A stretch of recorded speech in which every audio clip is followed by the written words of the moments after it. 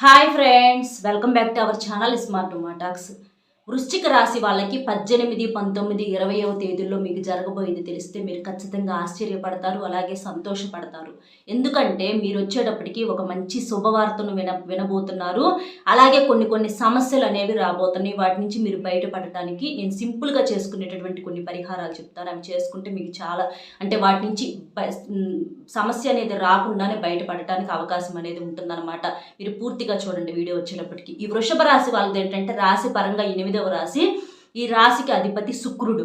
ఈ వృషభ రాశి వాళ్ళు వ్యక్తిగతంగా వచ్చేటప్పటికి చాలా చాలా మంచివారు.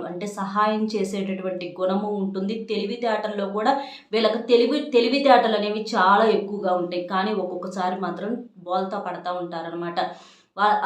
వాళ్ళు ఉండేటటువంటి ఆ బిజీని బట్టి, ఆ ఒక ఒత్తిడిని బట్టి, లేకపోతే ఇంట్లో ఉండేటటువంటి వాతావరణాన్ని బట్టి ఏంటంటే ఒక్కొక్కసారి సహనాన్ని అవన్నీ కూడా కోల్పోయి ఆ తెలివి అనేది దేనికి పనికి రాకుండా పోయిద్ది అనమాట. అట్లా తీసేస్తూ ఉంటారు. చుట్టూతో ఉన్నటువంటి జనం ఏదైనా విలువ దగ్గర ఉంటే పనికిరాని దానికి కూడా విలువ పెరిగిద్ది. విలువ లేని వాటికాడ ఉంటే విలువ ఉన్న వాటికి కూడా విలువ అనేది డౌన్ అయిపోతూ ఉంటుంది అనమాట. కాబట్టి అది మన చుట్టూ ఉన్నటువంటి వాతావరణాన్ని బట్టి ఉంటుంది అనమాట. మన తెలివి, మన విలువ అనేది అలాంటివి పెరుగుతూ ఉంటాయి.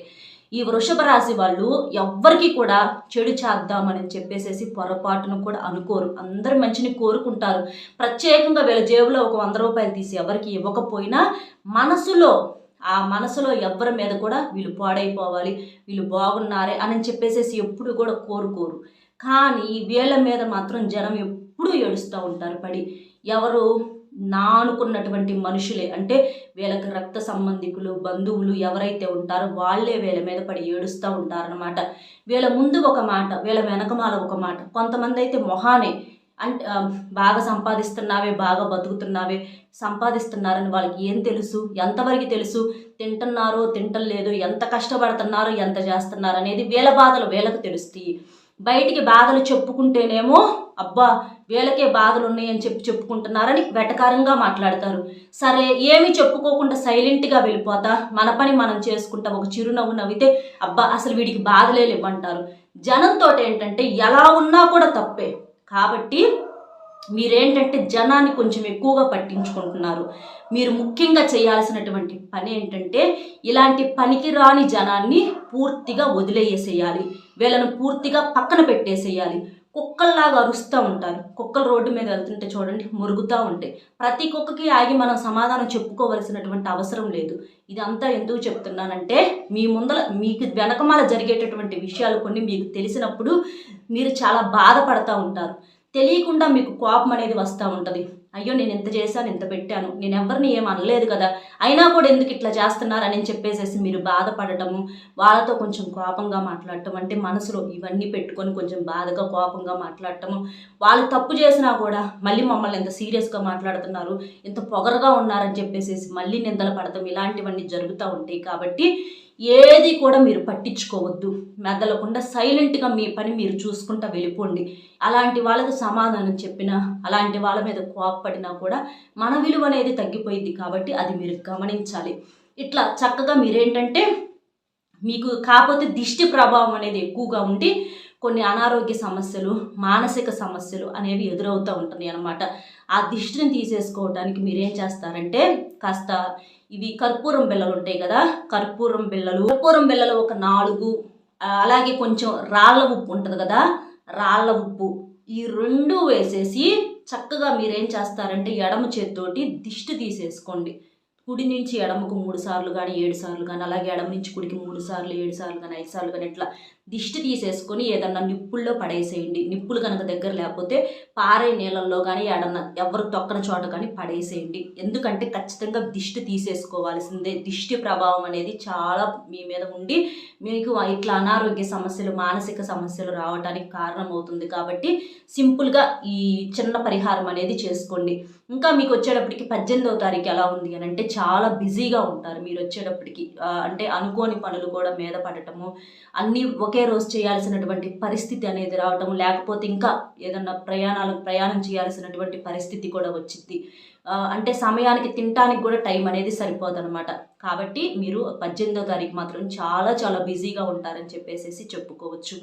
కానీ ఎంత కుదిరినా కుదరకపోయినా మీరు ఇంట్లో నుంచి బయటకు వెళ్ళేటప్పుడు తినడానికి కొంచెం బాక్స్లో ఏదన్నా తీసుకెళ్తాము, అంటే స్నాక్స్ లాగా అట్లాగే ఏమన్నా తీసుకెళ్తాము, కుదిరితే ఏమన్నా టిఫిన్ కానీ భోజనం కానీ తీసుకెళ్తాము, ఆ జర్నీలోనే తినేసేయటము, ఇలాంటివి చేయండి. ఆరోగ్యాన్ని దృష్టిలో పెట్టుకోండి.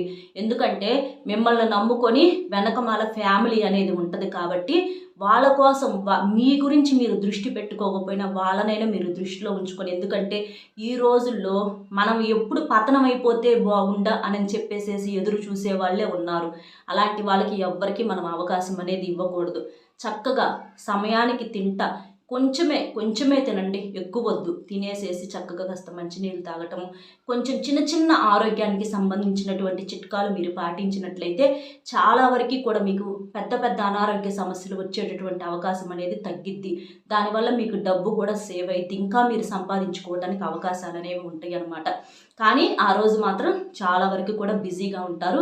కష్టానికి తగినటువంటి ప్రతిఫలాన్ని కూడా మీరు చూడగలుగుతారు. ఏదన్నా మొండి బాకీలు కానీ డబ్బులు కానీ ఏమన్నా ఉన్నా కూడా అవి కూడా వచ్చేస్తాయి. ప్రేమికులకు కూడా చాలా బాగుంది, అంటే వాళ్ళిద్దరి మధ్య ఏదైనా గొడవలు ఉన్నా కూడా తగ్గుతాయి. భార్యాభర్తల మధ్య అన్యోన్యత అనేది కూడా పెరుగుతుంది. ఇక 19వ తారీఖు వచ్చేటప్పటికి కొంచెం రిలాక్స్ అవుతారు. అంటే ముందు రోజంతా బిజీగా ఉన్నారు కాబట్టి కొంచెం రిలాక్స్ అవుతారు.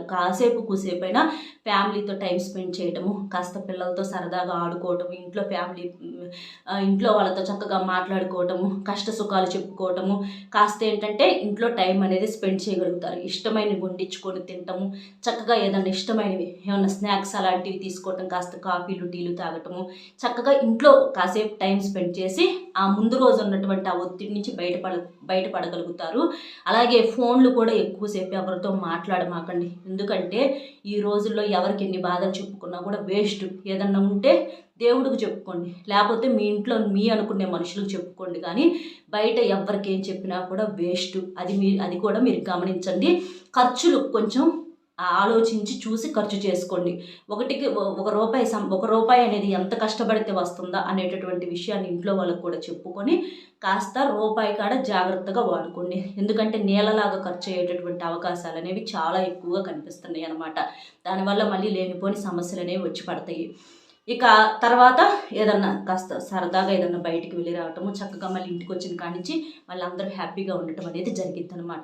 ఇక 20వ తారీఖు వచ్చేటప్పటికి ఎలా ఉంది అని అంటే 20వ తారీఖు కూడా కొంచెం బిజీగా ఉండేటటువంటి అవకాశం అనేది ఉందన్నమాట. మీరు ఏంటంటే ఏదైనా అంటే మగవాళ్ళు అంటే బయటికి వెళ్తూ ఉంటారు కదా, ఇంట్లో కొంచెం దీపారాధన చేసుకొని వెళ్ళండి. ఆడవాళ్ళే చేయాల్సిన పని లేదు, మగవాళ్ళు చేసుకుంటే ఇంకా మంచిది. చక్కగా దేవుడి పటాల దగ్గర సింపుల్గా ఎక్కువేం అవసరంలా అంతవరకు చక్కగా కొంచెం ఒక క్లాత్ తోటి క్లీన్ చేసేసుకొని చక్కగా ఒక పువ్వు 2 పూలు పెట్టేసేసి చిన్న బెల్లం ముక్క పెట్టి, లేకపోతే ఒక అరటి పండు పెట్టినా ఒక దీపం వెలిగించుకుంటే మీరు చేసేటటువంటి పనిలో మీకు బాగా కలిసి రావడానికి అవకాశం అనేది ఉంటుంది. ఏ పని మీద అయితే వెళ్తారో ఆ పనిలో బాగా కలిసి రావటము, మంచి తెలివిగా మనం ఆలోచించగలగటము, డబ్బులు కూడా బాగా మనకు చేతికి అందటము, ఏదైనా సమస్యలు నెగిటివిటీ ఉంటే కూడా చాలా వరకు కూడా క్లియర్ అయిపోయింది అనమాట. ఈ సమస్యలు అనేవి చాలా వరకు కూడా తగ్గుతాయి అనమాట. మీరేం చేస్తారంటే ఎక్కడన్నా నల్ల నువ్వులు ఎవరికన్నా దానం చేయండి. నల్ల నువ్వులు అనంటే నల్ల నువ్వులతో అంటే బెల్లం వేసి కలుపుతారు కదా, అలాంటి నల్ల నువ్వుల ఉండలు ఒక ప్యాకెట్ తీసుకొని బయట కొనుక్కొని అయినా సరే ఎవరికన్నా దానం చేసేసేయండి. రోడ్ల మీద ఉంటారు కదా అనాథ పిల్లలు, అలాంటి వాళ్ళకి ఎవరికన్నా దానం చేయటం, ముసలి వాళ్ళకి చేయటం వలన చాలా వరకు కూడా దరిద్రాలు అనేవి మీకు దూరం అయిపోయి మీకు కలిసి రావడానికి అవకాశం అనేది ఉంటుంది. జాతకంలో శని బలం అనేది పెరుగుతుందన్నమాట. దానివల్ల మీకు మంచిగా కలిసి రావడానికి అవకాశం అనేది ఉంటుంది. అలాగే మీరు ఏంటంటే నలుపుకు సంబంధించినటువంటి దుస్తులు వచ్చేటప్పటికి ఎక్కువ శాతం వేసుకోమాకండి.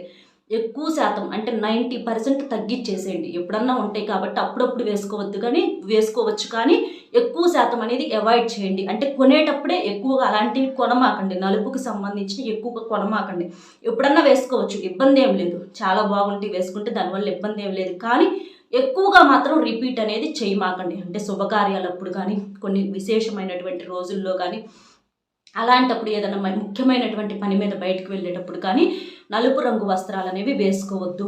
ఏదైనా ముఖ్యమైన పని మీద బయటకు వెళ్ళేటప్పుడు ఆకుపచ్చ రంగు కానీ ముదురు ఆకుపచ్చ రంగు కానీ పసుపు ఇలాంటివి వేసుకోవడం వల్ల మీకు బాగా కలిసి రావడానికి, ఆ పనిలో మంచి సక్సెస్ అనేది రావడానికి అవకాశం అనేది ఉంటుంది.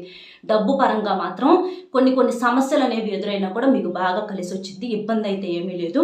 పెళ్ళిళ్ళు కాని వాళ్ళకి కూడా ఖచ్చితంగా పెళ్ళిళ్ళు అవుతాయి, సంతానం కలిగిద్ది. విద్యార్థులకు, రాజకీయ నాయకులకు, ఇట్లా ఏ ఏ పనుల్లో అయితే ఉన్నారో, అంటే గవర్నమెంట్ జాబుల కోసం ఎదురు చూసేవాళ్ళు ఎవ్వరికి, మీ అందరికీ కూడా మంచి అవకాశాలు అనేవి వస్తాయి. ఈలోపు ఖాళీగా కూర్చోకుండా ఏదో ఒక పనిలో చేసుకుంటా ఉండండి. అంతేకాని పదే పదే ఫోన్స్ చూస్తా చాలా వరకు కూడా టైం అనేది వేస్ట్ చేసుకుంటున్నారు. అదొక్కటి గమనించండి. ఇలాంటి చిన్న చిన్నవి పాటిస్తే మీకు బాగా కలిసి రావడానికి అవకాశం అనేది ఉంటుంది.